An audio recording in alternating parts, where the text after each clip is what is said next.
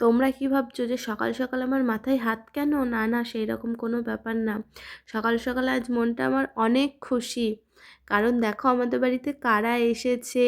আমার দুই কলিজার টুকরা, মানে আমার দিদি আর দিদির ছেলে মেয়ে, দিদির শাশুড়ি সবাই এসেছে। আমার বেশ ভালো লাগে, মানে খুব আনন্দ হয় ওরা আসলে পারে। আর এই যে আমার মাম্মা বসে বসে চা খাচ্ছে, মানে দিদিরা আসার পরে আমি একটু চা বানিয়ে দিলাম, আর তারপর ওখানে চা খাচ্ছিল। আর আমি এলাম ঘরে একটু রান্না করতে, কারণ যেহেতু মা বাইরে রান্না করছে তাই একটু মাকে একটু হেল্প করে দিলাম। তো এখানে এই যে পনির আছে, মশলা আছে, আর এইদিকে দেখো আমি চাটনি বসিয়ে দিয়েছি। সামনে একটা বাটি পেয়েছি, ওটাতেই বসিয়ে দিয়েছি, পরে এখান থেকে রান্না করে কিছু তো একটা ঢেলে নেব। তো আমি এইরকমই সামনে যেটা পাই সেটাতেই বসিয়ে দিই। তো আর এইদিকে দেখো বাটার পনির রেডি হয়ে গেছে, আর কালারটা কেমন হয়েছে তোমরা জানিও। রান্নাটা কিন্তু খুব সুন্দর হয়েছিল, সবাই বলেছে খেয়ে খুব সুন্দর হয়েছে। আর এইদিকে মা যেহেতু বাইরে রান্না করছে, তাই আমরা সবাই এখানে বসে বাইরে মানে আড্ডা মারছিলাম। আর তারপরে সব রান্না হয়ে গেছে, লাস্টে এই যে মাটনটা হচ্ছে। আর যাই বলো না কেন, এই কাঠের জালের রান্নার একটা আলাদাই টেস্ট, আমার তো খুব ভালো লাগে। মা কিন্তু প্রায় দিনই মাঝে মাঝে এখন হচ্ছে উনুনে রান্না করে।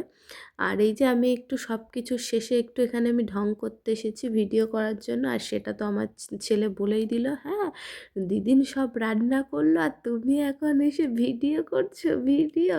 তো যাই হোক, সব রান্না কিন্তু মাই করেছে, আমি একটু ভিডিও করার জন্যেই আসলাম এখানে।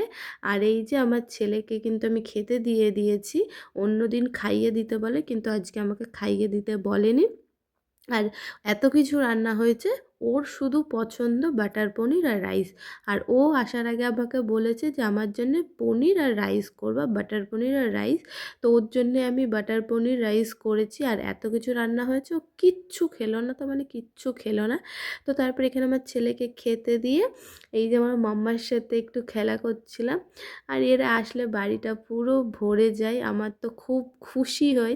আর এই যে ওকে নিয়ে এইরকম মানে দুষ্টুমি করলেও আরও বেশি খুশি হয়। আমার ছেলে আর মেয়ে দুটো কিন্তু যাই বলো না কেন আমাকে খুব ভালোবাসে, দুটোই, মানে আমি যেখানে যাব না কেন সেখানে। তো তারপর ওখান থেকে আমরা একটু একটু খেলা করে চলে আসলাম। আর এখানে হচ্ছে দেখো মাসিকে খেতে দিয়ে দিয়েছে, আর ওই যে পাশে বসে আছে আমার মেয়েটা, ও খুব দুষ্টুমি করছে মাসির সাথে, ওই দেখো। আর এখানে শুধু মাসি না, আমরা সবাই খেতে বসে গেছি।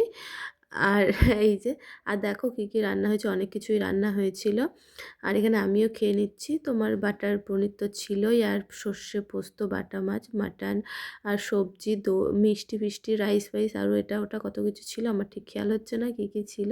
তো এখানে আমরা সবাই খাওয়া দাওয়া করে নিলাম। আর তারপরে এই যে আমার দিদিদের বাড়ি যাওয়ার সময় হয়ে আসলো, কারণ হচ্ছে ও বললো আজকে থাকবো না, তাই চলে যাচ্ছে সামনে।